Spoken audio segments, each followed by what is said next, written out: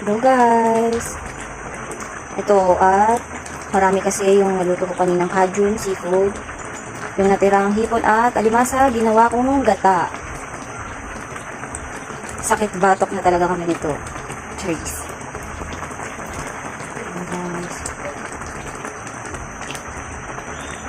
Ginataang alimasag at hipon na may kalabasa.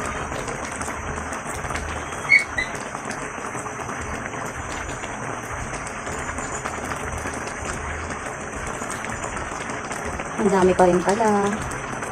Parang konti na lang natira namin kanina. Marami pa rin pala ang hindi naluto. Kaya yan.